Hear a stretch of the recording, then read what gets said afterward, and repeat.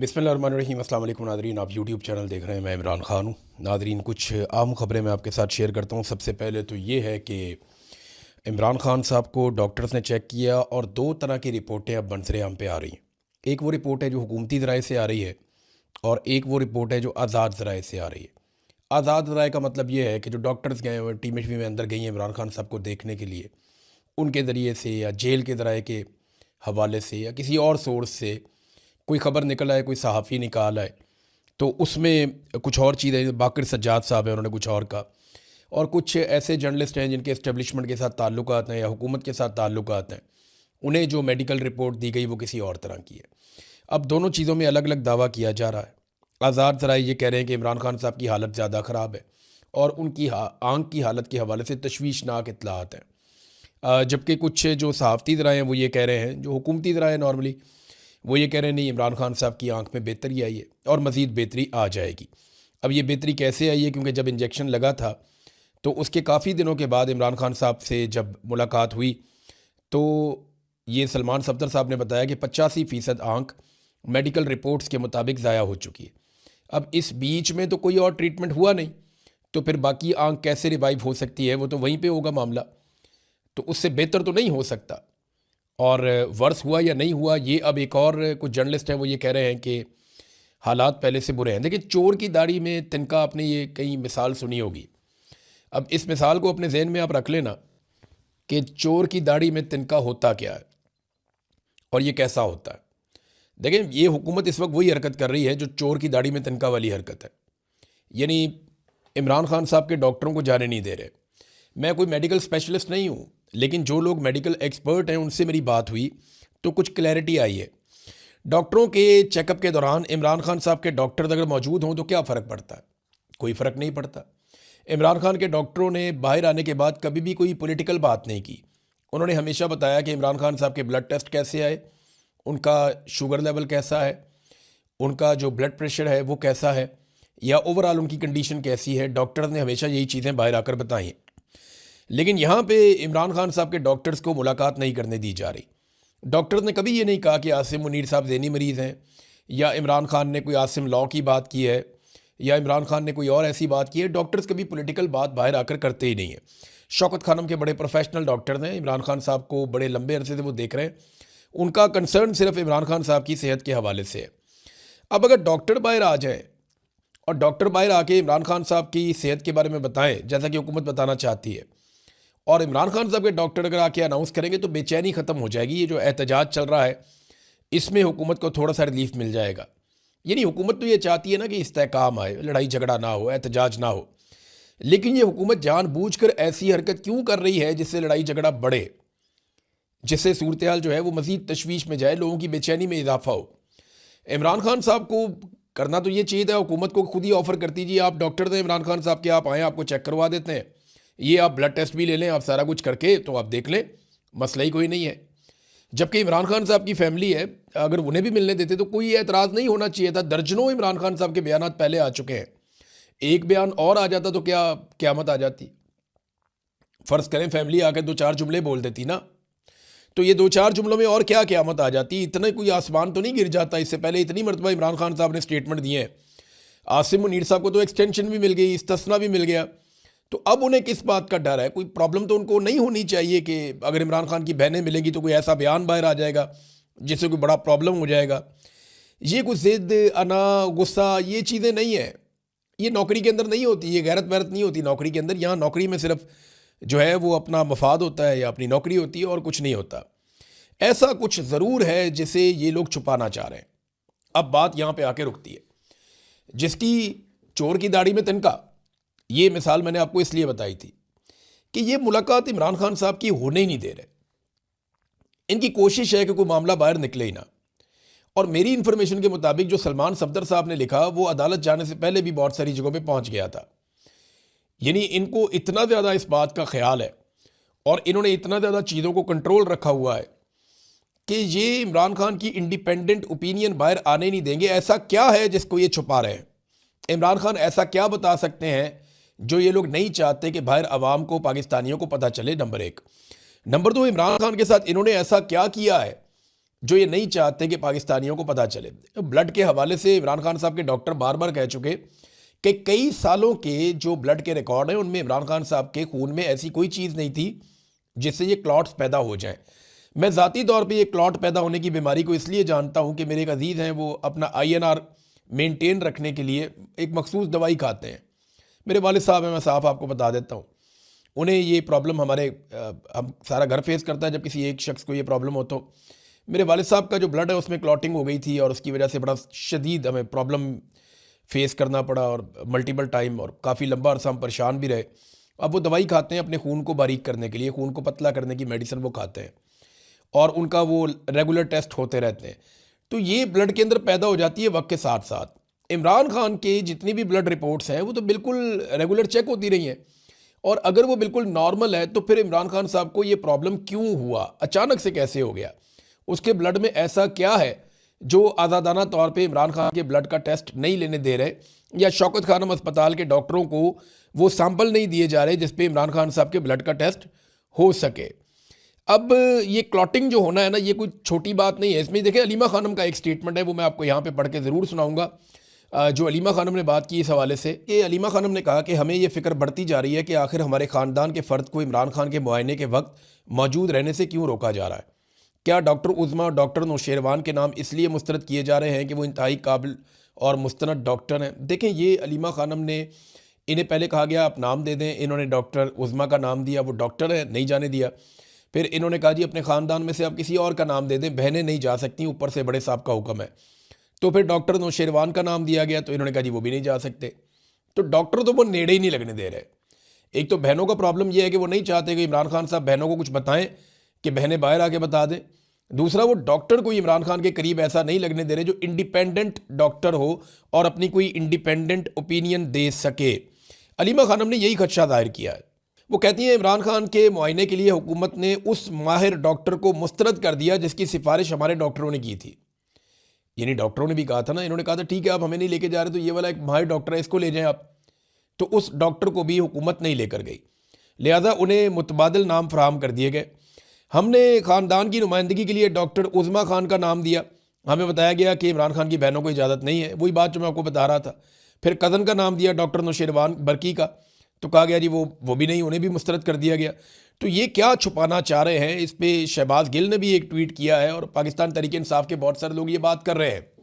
जो स्टेटमेंट है सिंपली जो पाकिस्तान तहरीक इंसाफ के लोग कह रहे हैं वो ये कहते हैं कि इमरान खान का खाना बनाने के बाद जब खाना तैयार हो जाता था तो उसको एक कमरे में रखा जाता था। उस कमरे की चाबी जो है वो या तो डिप्टी जेलर के पास होती थी, डिप्टी सुपरिटेंडेंट ऑफ जेल जो होता है, या वो एक कर्नल है उसके पास वो चाबी होती थी।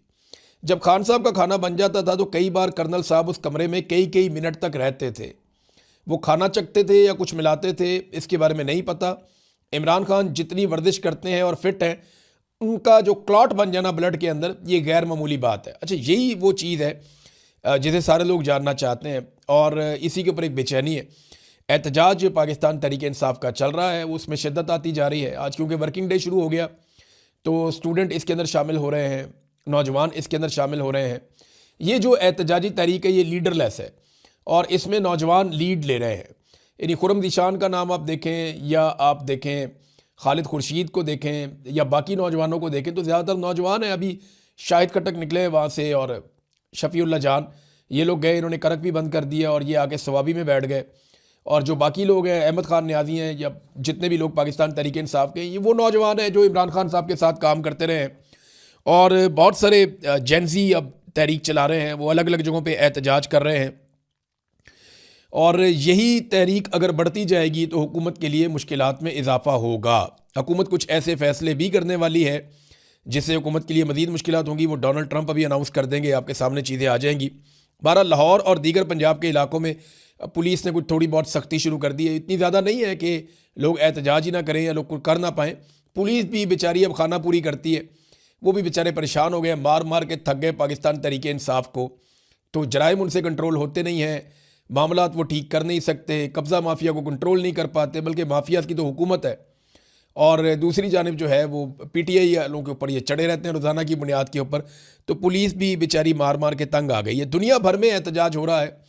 यानी हमने देखा कि बरतानिया के बहुत सारे शहरों में एहतजाज हुआ, लंदन में, मैनचेस्टर में, बर्मिंघम में और बहुत सारी जगहों पे, बरतानिया में, यूरोप में बहुत सारी जगहों पे एहतजाज हुआ इमरान खान साहब के हक़ में। अमेरिका में एहतजाज हुआ, न्यूयॉर्क में एक बहुत बड़ा एहतजाज हुआ इमरान खान साहब के हक़ में। तो बड़े मुजाहरे अब शुरू हो गए हैं ओवरसीज़ पाकिस्तानियों की जानिब से, तो इससे एक दबाव तो आएगा। अभी शहबाज शरीफ साहब आ रहे हैं अमेरिका में, और उनकी अमेरिका आमद के मौके पर ओवरसीज़ पाकिस्तानी अगर वहाँ पे एक भरपूर एहतजाज करेंगे तो इससे एक दबाव जो है वो पाकिस्तान की सरकार के ऊपर और अमेरिका की सरकार के ऊपर ज़रूर बनेगा कि पाकिस्तानी इस हुकूमत को अपनी नुमाइंदा हुकूमत नहीं समझते।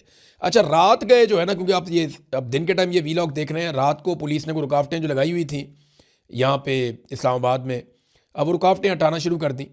अब वो ये तासुर देना चाहते हैं, जनाब हमने तो सिक्योरिटी के लिए रुकावटें लगाई थी, मंडे का दिन आ गया, चीज़ें नॉर्मलाइज़ कर लेते हैं।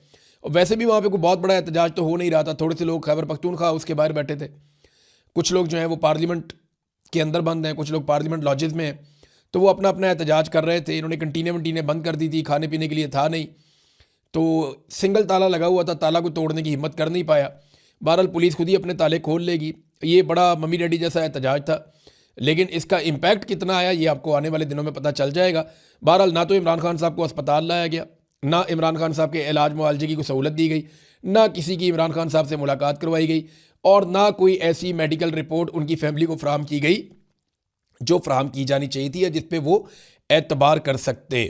अब ये नौजवानों के ऊपर मुनहसर है कि ये सारी चीज़ें अपने हाथ में लें तो फिर पाकिस्तान सीधा हो सकता है, क्योंकि इस वक्त जो सूरत-ए-हाल है, ऐसा लगता है कि चीज़ें नॉर्मलाइज़ की जा रही हैं और जजेस इसमें बड़ी मदद करने वाले हैं। आप आज के और कल के दिन में आप देखेंगे, आपको नज़र आ जाएगा कि किस तरह से जजेस मदद करेंगे मौजूदा हुकूमत की इन तमाम चीज़ों को नॉर्मलाइज़ करने में। यानी एक आंख से अंधा हो गया लीडर, मुल्क का सबसे बड़ा लीडर, आप देखिएगा कि जजेस उसको कैसे नॉर्मलाइज़ करेंगे।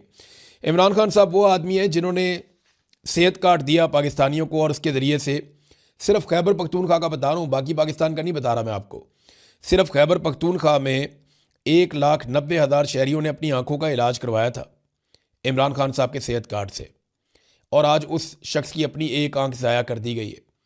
ये 1,90,000 लोग जिन्होंने इमरान खान से अपनी आंखों का इलाज करवाया, सिर्फ यही लोग निकल आते ना तो हालात कुछ और होते। लेकिन लोग पाकिस्तान में ना, इमरान खान ने खुद शिकवा किया था कि आप बहुत सुस्त हैं, आप बहुत देर से जागते हैं। ये अरशद शरीफ के लिए कभी नहीं निकले, लेकिन उसके जनाजे के लिए सारे निकले, बहुत बड़ी तादाद में निकले। जनाजों में इकट्ठे होने का शौक़ है पाकिस्तानियों को, जनाजे उठाने का शौक़ है, लेकिन आवाज़ उठाने का शौक़ नहीं है। जिस दिन पाकिस्तानियों ने अपना शौक़ बदल लिया और जनाजे उठाने की बजाय आवाज़ उठाने का शौक़ पाल लिया, उस दिन पाकिस्तान ठीक होना शुरू हो जाएगा। ये थोड़े से जर्नैल हैं, ये थोड़ा सा मीडिया का माफिया है, ये थोड़े से सियासतदान है, थोड़े से लोग हैं, इनको आप उंगलियों पे गिन सकते हैं, 25-50 लोग होंगे। इन लोगों को सिर्फ आपने सीधा करना है, बाकी पाकिस्तान सीधा हो जाएगा इंशाल्लाह। लेकिन इसके लिए आपको ज़ोर लगाना पड़ेगा। आसिफ अली जरदारी साहब बहुत उछल उछल के बातें कर रहे थे, वो बहादुरी का एक कुतुब मीनार बने हुए थे, तो जरदारी साहब के बहुत सारे पोल खुल गए। एक तो जरदारी साहब को ये बात याद रखनी चाहिए अच्छी तरह कि वो इमरान खान की तरह जेल में नहीं गए थे। जरदारी साहब बतौर एक क्रिमिनल के जेल में गए थे। जो लोग जराइम करते हैं वो बड़ी बहादुरी से जेल काट भी लेते हैं, जो कि जरदारी साहब ने नहीं काटी। उनको पता होता है कि जेल में जाना पड़ेगा, और जरदारी साहब को तो हर तरह की सहूलत मैसर थी। इमरान खान को मुजरिम तो नहीं है कि वो जेल काटे, उसके लिए तो जेल का एक दिन भी बहुत भारी होना चाहिए, लेकिन वो 2.5 साल से जेल में बैठा और उसको बर्दाश्त कर रहा है हर तरह के जुल्म को। अब ये आलमी सतह पे इस तरह की खबरें छपी थी कि साबिक पाकिस्तानी वज़ीर-ए-आज़म बेनज़ीर भुट्टो और उनके शौहर आसिफ अली जरदारी को स्विस अदालतों की जानिब से मनी लॉन्ड्रिंग और किक बैक्स की वसूली से मुताल्लिक मुकदमात में सज़ा नाकाबिले तरदीद शवाहिद पर मबनी है, और स्विट्ज़रलैंड की अदलिया, हुकूमत और पुलिस फोर्स की दयानतदारी की गवाही देती है। लो जी, ये खबर है कि जरदारी साहब को जो स्विस अदालतों के अंदर सज़ा हुई, स्विट्ज़रलैंड की अदालतों से इनको सज़ा हुई है बैनुल अक़वामी सतह पे जरदारी साहब को, कि मनी लॉन्ड्रिंग की है और जनाब रिश्वत ली है, किक बैक्स, और नाकाबिले तरदीद शवाहिद है। वहाँ पे स्विट्ज़रलैंड की अदलिया ने, हुकूमत ने और पुलिस फोर्स की दयानतदारी की गवाही है कि उन्होंने इनको सज़ा दी है। और बेनज़ीर भुट्टो और उनके शौहर आसिफ अली जरदारी पर जनेवा की 2 अलग अलग अदालतों की तरफ से 2 गैर मुतल्लिका मुकदमात में फ़र्द जुर्म स्विस अदलिया की दयानतदारी और कारकर्दगी की गवाही देती है। मशहूर स्विस कानून की अफादियत, मुजरमाना मामलात और बैनुल अक़वामी इमदाद पर वफाकी स्विस पुलिस की कारकर्दगी और स्विस हुकूमत का जो तरीक़ाकार है, अब ये सारा कुछ इस पर लिखा है। पूरी एक रिपोर्ट है कि किस तरह से, कौन सा अटॉर्नी जनरल था, किसने कैसे किया, सरकार ने कैसे काम किया, किस तरह इनकी चोरी पकड़ी गई और किस तरीके से पता चला, और कैसे नैब इसके अंदर इन्वॉल्व हुआ और किस तरह इन्होंने लुटमार की, ये सारी इंटरनेशनल स्टोरीज है। ये कैसे पैसे लेकर चले गए मनी लॉन्ड्रिंग करके यहाँ से। तो जरदारी साहब आप पकड़े गए थे जिन केसेस में, उनका जवाब अब तक नहीं आया, बल्कि यूसुफ रज़ा गिलानी साहब की नौकरी भी वो जवाब के चक्कर में चली गई थी कि जब वहाँ से कागजात गायब किए जा रहे थे और पाकिस्तान नहीं लाए जा रहे थे, जब यूसुफ रज़ा गिलानी साहब ने अमल दरामद नहीं किया अदालती हुक्म पे, तो उनको जाना पड़ा और आप इस तसना के पीछे छुप गए और आप इस तरह उस केस से बचे। तो ये सारी दुनिया जानती है कि आपके ऊपर कौन से केसेस थे। आप मनी लॉन्ड्रिंग का कभी भी आज तक जवाब नहीं दे पाए। वो जो सरे महल जिसको आप ये कहते थे कि आपका है ही नहीं, वो बाद में आप ही लोगों का निकला ना। इसी तरह जो नवाज शरीफ साहब हैं वो तो कभी मानते ही नहीं थे कि फ्लैट्स हमारे, फिर इनको मानने पड़ गए जी हमारे। फिर ये बता ही नहीं पाए कि पैसे कहाँ से आए थे जिन पैसों से इन्होंने ख़रीदा। फिर जाली प्रेस ये एक ट्रस्ट डीड भी एक निकाल कर ले आए, पता लगा जी मरियम नवाज बेनिफिशियल ओनर है, वो कहती है जी मेरी लंदन तो क्या पाकिस्तान में भी कोई प्रॉपर्टी नहीं है। तो झूठ बोल बोल के इस ख़ानदान ने, बल्कि दोनों ख़ानदानों ने बेड़ा गर्क किया हुआ है। अब नाजरीन पेट्रोल फिर उन्होंने महंगा कर दिया दोबारा। यानी कौम का तो ये समझते हैं कि चूमड़ निकाल दें, इन्हें फ़र्क ही कोई नहीं पड़ता। अभी बिजली महंगी की, पेट्रोल महंगा कर दिया, फिर गैस महंगी करेंगे, फिर दोबारा बिजली की बारी आ जाएगी। बिजली पेट्रोल गैस, बिजली पेट्रोल गैस। आगे रमज़ान आ रहा है तो पाकिस्तान में हर चीज़ की कीमत को पर लग गए। वो जो राशन है उसकी कीमत पता करवाई है, वो पता चल रहा है पिछले साल जो राशन 7,000 रुपये में बन जाता था वो अब 10,000 रुपये में भी नहीं बन रहा। ये एक साल के अंदर फ़र्क पड़ा और ये कहते हैं महंगाई कम की है। ये कैसे कम की है? 7,000 वाला राशन जो है वो 10,000 रुपये तक चला गया है। नाजरीन मोहसिन नकवी जो है वो 2 मैदानों में उसको दिया गया मौका और दोनों में उसने पाकिस्तान को बदतरीन कारकर्दगी दिखाई है और दोनों में पाकिस्तान को शिकस्त हो रही है एक के बाद एक। दहशतगर्दी के मैदान में उसे वज़ीर दाखिला बनाया गया तो पाकिस्तान में दहशतगर्दी कई गुना बढ़ गई है, दहशतगर्दी के वाक़यात कई गुना बढ़ गए हैं और वो हर जगह बढ़ के मारता है, SHO ले आऊँगा, ये कर दूँगा, वो कर दूँगा, कुछ नहीं कर सकता। और इंटेलिजेंस पाकिस्तान की मुकम्मल तौर पर नाकाम हो रही है। तो ये तो वजारत दाखिला में उसका काम है। फिर क्रिकेट उसको दिए तो क्रिकेट का उसने बेड़ा गर्क करके रख दिया। इंडिया के साथ पहले बाइकआउट कर दिया, फिर मैच खेला, 61 रन से इबरतनाक शिकस्त हुई है। और ये जनाब वो सारे खिलाड़ी खिला रहे हैं जो या जिनके बड़े या वो खिलाड़ी खुद खुशनुदी करते हैं या खुशामदी जो है उनको टीम के अंदर उन्होंने भर्ती किया हुआ है, जिनका खेल के साथ ताल्लुक ही कोई नहीं है। किसी का सोरा जो है वो खुशामद करता है, किसी दूसरे का कोई और रिश्तेदार खुशामद करता है, किसी को जो है वो आसिम मुनीर साहब की शक्ल पसंद, वो यानी जो इनका दिल करता है ना अपनी टीम बना देते हैं, प्लेयर्स को देखते ही नहीं है। और उसकी वजह से इनको बदतरीन नाकामी हुई है। 61 रन से भारत ने इनको इबरतनाक शिकस्त दी है T20 में। अब ये एक ऐसा मैच था जो पाकिस्तान को जीतना चाहिए था, लेकिन बदकिस्मती, यानी आप बंदर के हाथ में माचिस देंगे तो वो आग ही लगाएगा ना।